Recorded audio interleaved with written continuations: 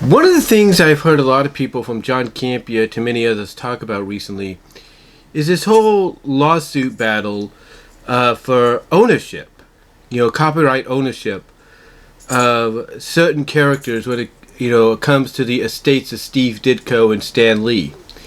The characters like Spider-Man, Hulk, Thor, Iron Man, and a few others. And a lot of people wonder exactly what does this all mean.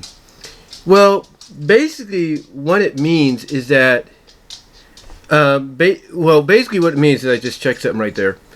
Is the estates are trying to regain ownership of the original creators, their ancestors. I guess you could call them creations. They're trying to get ownership of the creations again that Ditko created and Stan Lee created. They're trying to regain them. They're trying to bring them back into the fold, into their hands, so that they could do whatever they want with them instead of Marvel/Disney. And a lot of people wonder, what does this mean for the future of the MCU? And right now, it doesn't really mean anything. I mean, for all we know, the MCU movies with them involved are going to continue to go on as planned. Now, the reason a lot of people are talking about this even more so now than when it was first brought up is due to the fact that, as I was just watching a clip from John Campea's stream today, because he puts up various clips from his stream, so you don't have to look through the stream itself. You could just click on the video of that clip from the stream and watch that very clip on that very topic. Basically, he talked about the fact that the original screenwriter, creator, if you will, the Friday the 13th franchise, got the ownership back. He basically got the rights back to the franchise and the characters. And the reason he talked about this is because this kind of is potentially a game, not really much of a game changer, but potentially is like the foundations of a game changer being, potentially laid down. Because of the fact that now you have a lot of these, people that wrote stories, created characters, and all that can now basically say, hey, look, we want those characters back. Those are our characters. We want them back, so we're going to take you to court to get them back. Or we're going to try to negotiate with you on a settlement to where we, regain the rights, but you could still use them, but we get the money. So, yeah, basically with the original creator, if you will, of Friday the 13th, the first movie that came out, the first movie and the franchise when it began 41 years ago, basically a year after I was born. This really kind of like, gets a lot of people's attention, because it's ironic that we're now beginning the month of Halloween. It's the first day of the month of spooktacularness, if you will. And Friday the 13th is one of those franchise and movies that is synonymous with Halloween. It's one of those movies and franchises that get shown during the Halloween season. So to find out that the guy that penned the original screenplay and basically the entire franchise as a whole, regaining ownership of it after so many years, after the initial beginning of it 41 years ago, and basically from a domestic standpoint, not internationally, because that's what things get convoluted, because the producers still get the rights internationally unless something happens there. But domestically now, the original writer could do whatever he wants with the characters, somewhat. And it doesn't just include the initial characters from the first movie and all that, but characters from future movies, the monstrous Jason, that's appeared in a lot of the films, including Freddy vs. Jason, that crossover film. So, basically he could, he potentially could get the rights to all that as well along with this. And by doing so, he could do whatever he wants.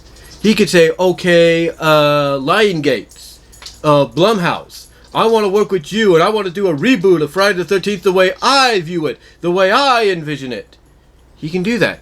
Or he can go to Paramount and say, Paramount, you've done justice to Friday the 13th for as long as you've had the license. So you know what? I'm going to continue working with you, but we're going to do a reboot, and we're going to do it the way I envision it, the way I feel it should be done. In other words, the way he originally would want to see it, brought to life and potentially continued in future installments. And that's kind of what you got here, potentially with this lawsuit between the estates of Ditko and Lee against Marvel. Like, in other words, what people are saying is that these people want to try to regain those rights. Now, they have years to go before they can regain those rights, if they succeed in doing so.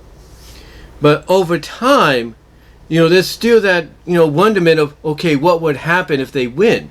Would they allow the characters to be still used by Disney and Marvel? Or would basically Marvel and Disney be put into a situation that in the comics, as well as on screen, they have to write out the characters? What would happen? And, a lot of people feel that there's not really much to worry about. Because the copyright law that allowed the guy that wrote Friday the 13th and to, allow him to regain ownership, that was brought into existence around the time the movie began, the franchise began. But the creation of, Spider-Man, Hulk, Thor, Iron Man, and many others by Ditko and Lee were done back in the 60s when initially that law wasn't even, put on the table for consideration, or thought, if you will. So, basically, what a lot of, and I know I said basically a lot already, I do apologize, but mainly what people are getting at is when you take into consideration the difference in time frame difference, I should say, between the two franchises, the two the two OCs debuts or creations debuts or initial beginnings, that Ditko, the estates of Ditko and Lee, they may or may not have a leg to stand on, because of the fact that since the characters were created at a time when this law wasn't even considered a thought in anybody's mind, that pretty much plays into the favoritism of Disney and Marvel to retain.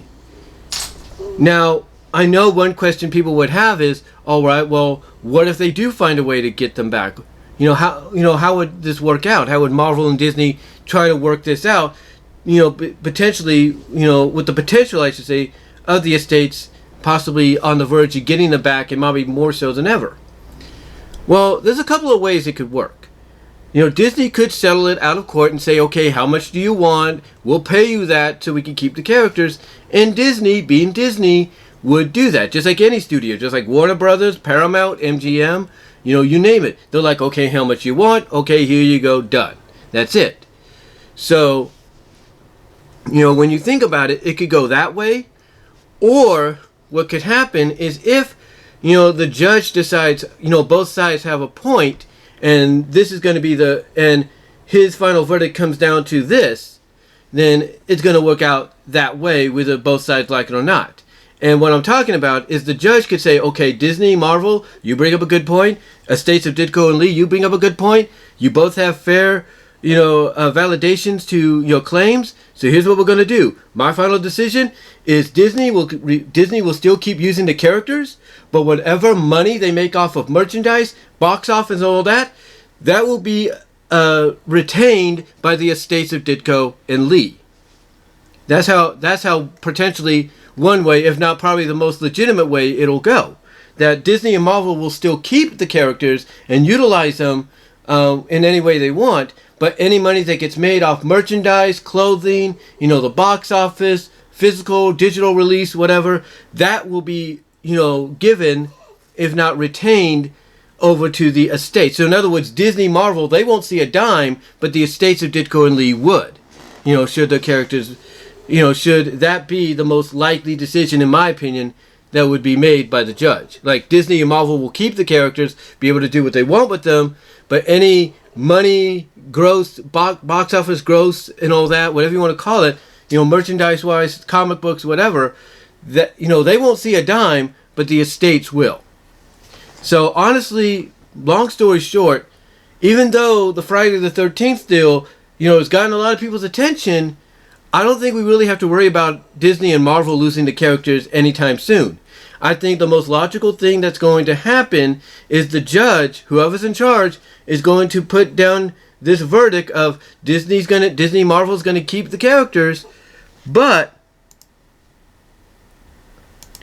even though they'll keep the characters, the estates will make any money that is made off merchandise, box office, you name it, and Disney and Marvel won't see a dime, but the estates will.